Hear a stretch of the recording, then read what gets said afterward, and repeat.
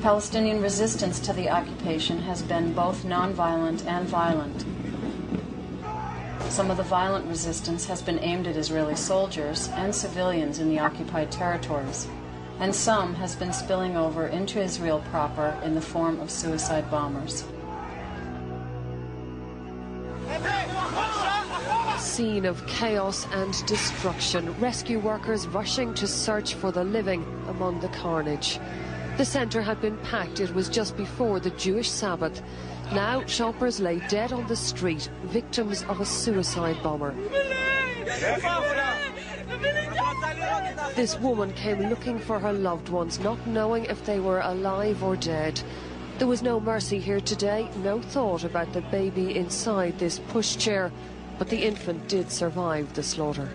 This was a devastating attack on innocent civilians, and Israelis have reason to fear more days like this. Islamic extremists say they have other suicide bombers who are ready and waiting to do just what this one did. I was very close to the pizzeria bombing in Jerusalem in August of last year, and I got there, faster than the police did. And I saw an Israeli baby without a head, a woman with a chair leg sticking out of her chest. My reporting, for example, I'm pretty brutal about suicide bombers. I call them wicked. And I say that, I use the word. But I also make a point of saying, why? When you have a population that is being occupied, when their fundamental human rights are being systematically denied,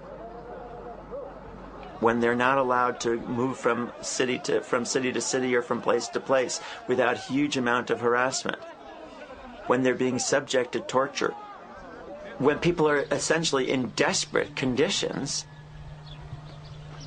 it's not a surprise that they're going to be very, very, very angry. They feel so helpless in the face of a powerful Israeli army that some Palestinians think the only answer, and I condemn this, but some Palestinians think the only response to a powerful army is a guerrilla tactic, going into Israel and setting bombs off in cities. And there's increasing support for this among Palestinians because of the growing frustration of not getting anywhere. They are doing it with horrible means. It's something inhuman. I totally condemn it. But we have to understand that these are the effects of the occupation. In the non-American coverage, BBC, for example, the suicide bombings are generally put in the context of the occupation, that they are a response to conditions which are very dehumanizing to Palestinians and against which they are defenseless. The attack, a reply to Ariel Sharon's devastating airstrikes. We found the bomber's family in their modest house near Bethlehem. Not militants or gunmen, just ordinary people. Ariel Sharon has made good on his threat of a huge military offensive. And this may be the only result. More Palestinian attacks, not less. A suicide bombing in this supermarket today. Just what Sharon is trying to stop. But all the tanks in the world are no substitute for a political settlement. Today's bomber was not prepared to wait. Here, a brief glimpse of her face. Not a hardened fighter, but a girl of 16. But there is absolutely no understanding on the part of the American media, and hence in the part of the American population that's educated by that media, about what creates this circumstance. MSNBC investigates the mind of a suicide bomber. So hard for us to understand why they would be willing to sacrifice their lives in this way. Israel occupies. People strike at Israel against that occupation. They use means that I think are wrong means, namely the terror, and then Israel imposes punishment on the entire Palestinian people, which then generates a climate in which it's much easier for the terrorists to recruit. Praying when we arrived, the men who believe in suicide bombings. All are senior militants, the kind Arafat has promised to arrest. They kept their guns by their sides for our meeting. The Israeli Security Cabinet has agreed to still further intensify its operations in the West Bank and Gaza Strip. It's difficult to see, though, how such a move can fail to provoke still more Palestinian attacks. In contrast to the international press, in American media, there's a reversal of cause and effect in that the occupation is framed as a response to suicide bombings. The Israelis moved into the occupied territories to root out the suicide bombers. The Israelis are now stationed in force all over the West Bank, their iron grip designed to prevent suicide bombers getting through. And it's true that, Israelis do feel insecure, and they have very good legitimate reasons for feeling insecure. But overwhelmingly, reporters will see the source of the insecurity they feel as Palestinian hatred is a word that you see all the time. That this conflict isn't motivated by a struggle over power or over land or territory, but simply by Palestinian hatred.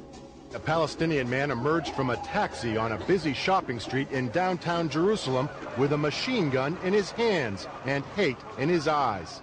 If the occupation is invisible, as it's been rendered by how the United States government looks at this and how that's echoed in the media in many cases, then the reason for the frustration seems nonsensical, and therefore they're just inherently upset people or violent people and so on. It's either in their genes or in their culture. Neither the best intention of the Saudis nor the power of the Israelis could stop another young zealot willing to die so he could kill Jews on Passover. It's spun in such a way so as to justify Israeli occupation. Israeli soldiers say their actions are justified. They use suicide bombers, he said.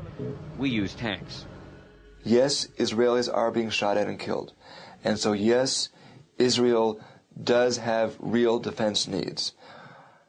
At the same time, defense in Israel, in particular, has become this mantra.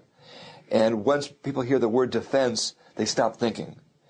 And so, all too often, anything can be called defense and then justified. Israeli bulldozers and tanks moved into the refugee camp at 2 in the morning. 2 hours later, 54 Palestinian homes had been flattened. The raid was widely seen as retaliation for the deaths of 4 Israeli soldiers yesterday.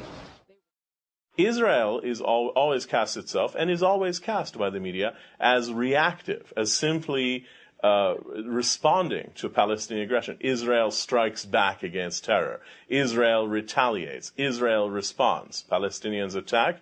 Israel retaliates. A day of Palestinian attacks and Israeli retaliation. Israel resumed its retaliation. Violence could escalate over the coming days as Israel retaliates. Calling Palestinian actions attacks and Israeli actions retaliation is meaningful. Retaliation suggests a defensive stance in response to violence initiated by someone else. It places a responsibility for the violence on the party provoking the retaliation. In other words, Palestinian violence, like suicide bombings, is seen as aggression and thus as the cause and the origin of the conflict. Since the September 11th attacks on the U.S., Israel's PR strategy has been to frame all Palestinian actions, violent or not, as terrorism. To the extent that they can do that, they've repackaged an illegal military occupation as part of America's war on terrorism. This is Israel's war on terrorism. F-16s hit a Palestinian police station in the Gaza Strip this morning. The case the Israelis are trying to make, this is no different than what the U.S. is doing in Afghanistan. Prime Minister Ariel Sharon declared on national television tonight that he was determined to root out what he called the terrorist infrastructure in the Palestinian territories. Terror, terror, ve'od terror. Israeli Prime Minister Sharon said his nation has taken many steps to cooperate in the search for peace, but the only thing it's had in return is terrorism, terrorism, and more terrorism. Israel has made Americans empathize with its position by linking itself emotionally to Americans' 9/11 experience, making a connection where there really isn't one. It's been breathtaking how American journalists have allowed themselves to be manipulated in this way. A New York delegation toured suicide bombing sites in Israel today. Mayor Rudolph Giuliani said the people of Jerusalem and New York City stand shoulder to shoulder against terrorism.